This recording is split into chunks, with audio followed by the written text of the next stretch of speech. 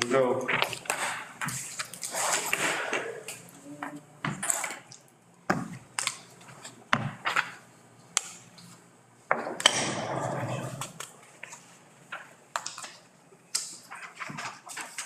Good to go, Mr. Garcia.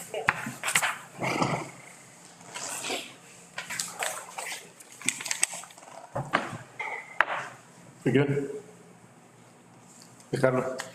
Wait, sir, we can't see Peggy. Peggy, can you turn on your camera for us and your microphone, please? She might not have ears. But we're live already. Okay. The Board of Trustees of Crystal City Independent School District will meet in special session at 6 p.m. Tuesday, April 26, 2022, in the Administrative Building, Boardroom 613 West Zavala Street in Crystal City, Texas. All right, number one, call meeting to order, Ms. Carlos. 6:01.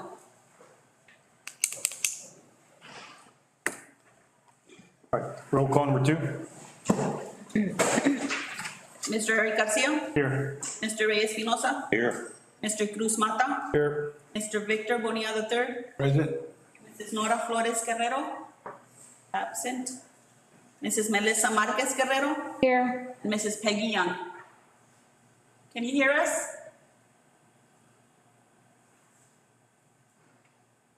I don't think so. Ms. Young, can you unmute, please?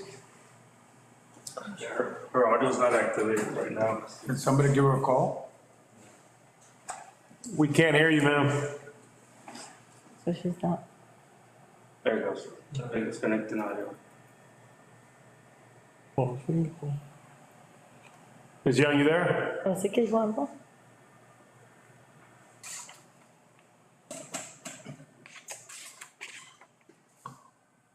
Can you hear us, ma'am?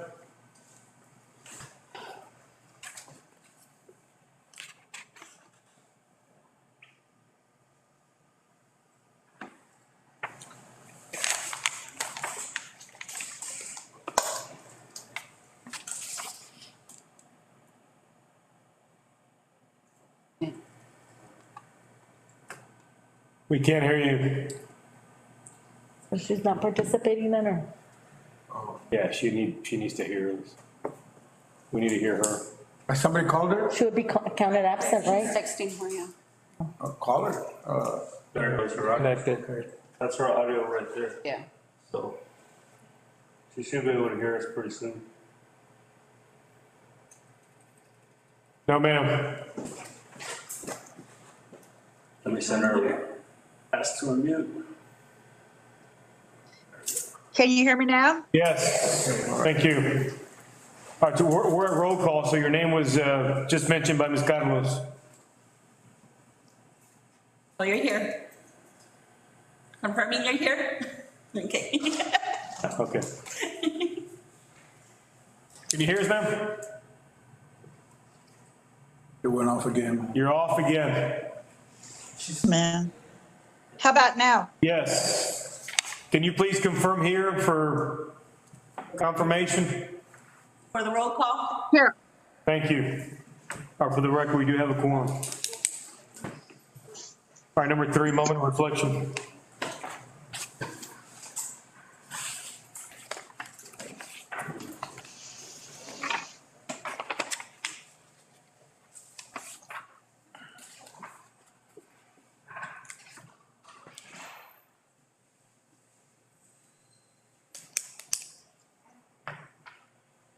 All right, number four, audience to patrons. Nobody? No. What's it? Nora is here. What time? 6:04. So four.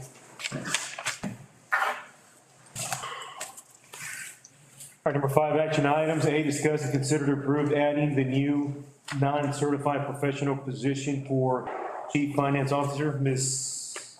Briones. The recommendation is that the Board of Trustees approve adding the non-certified professional position of Chief Financial Officer as discussed. Like, what do you mean by non-certified? Chief financial officers are not required to have an educational certification. Just their, So they don't need to have a bachelor's or, well, they need to have a degree, and for this very specific position, we're asking for a master's, but they don't require SBEC certification. What is it? They don't require SBEC certification? Only concern is that I really don't like the title Chief Financial Officer. For many years, across the set, that's us here, we went with the title Business Manager. Why the difference? The chief financial officer would be responsible for both finance and budget. You would not have to outsource any one of those. And under the title Business Manager, we would have to? The duties and responsibilities are different. Okay, well, I'll wait, I'll keep my, that comes until we, We're requiring a master's degree for this position, right? Correct. So business manager, I think, does not require a master's degree, just a bachelor's. I'll make a motion. I got a motion by Ms. Nora Guerrero, I'll second. second by Melissa Guerrero. Any comments or questions? yes, Go ahead, sir. okay, all right, so we have the Chief Financial Officer. To me, that connotes, refers that there are gonna be some, under him are gonna be some assistants. And, Or her. sorry, if I said him, I'm neutral, They, her or him. There's gonna be some, apparently there's gonna be some assistants, under which to work. I'm assuming it's gonna be divided and that, I don't know, we're gonna have to create other positions. And I'm concerned about that because those positions, of course, will be administrative and they'd be high-paying jobs. In terms of assistance to the chief financial officer, we would not be requesting assistance. We are looking at filling one of the payroll vacancies that currently exists right now, but not assistance to the chief financial officer. I think I read, as I was reading the requirements, and they're pretty good, they're very extensive, but it says manage, right off the bat, manage the operation of all financial and business affairs of the district, including accounting, payroll, purchasing, risk management, and tax collection. And then further down, I think they mentioned, out of the business manager and a couple of other ones. I didn't have my highlighter, so I couldn't. Yeah, so the chief financial officer would not have a business manager as an assistant. Consistent, yeah. and which position are planning to bring back? The payroll clerk. Payroll clerk.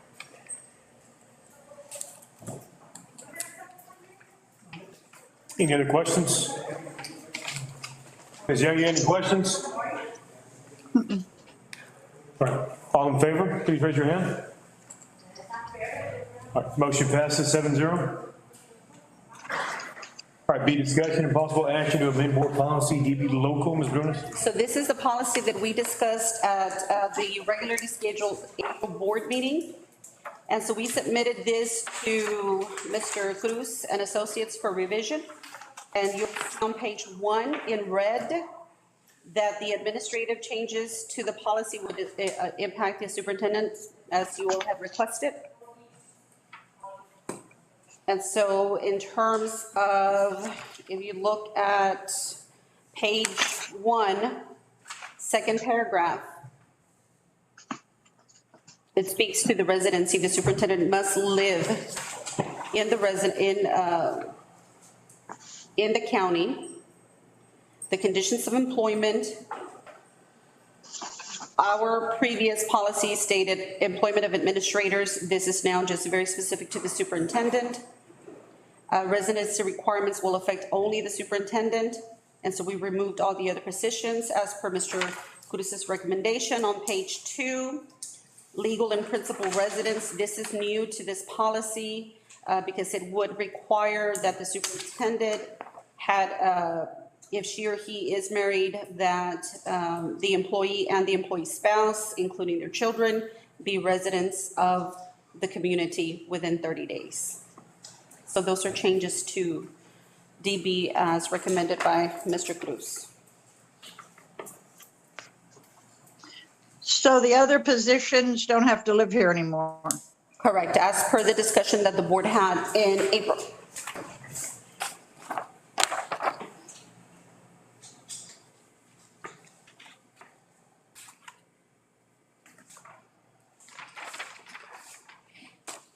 This is basically what we discussed last time, that we would change the, just, Yeah, because I mean, it's limitations around here. You have towns around the area that sometimes can assist other towns with filling in jobs, you know, especially if they have that position, you know, that person in position. So, the recommendation. The recommendation is that the Board of Trustees approve amending Board Policy DB Local that speaks to employment requirements and restrictions. Motion. Second. I got a motion by Mr. Cruz Mata, Second. Norty. and a second by Mr. Espinosa. It was Nora second. Nora, second. Nora second. It's all right. It was tight. Yeah. It's all right. All right, any other comments or questions? All right, all in favor, please raise your hand. Ms. Young? I'm going to vote no. I think they ought to be more invested with this if they're going to work for us. Motion passes 6-1. All right, number 6, closed session. Board of Trustees will meet in closed session as authorized under the Texas Government Code, Section 501.074, personal matters of the Open Meetings Act. Time is? 6:12.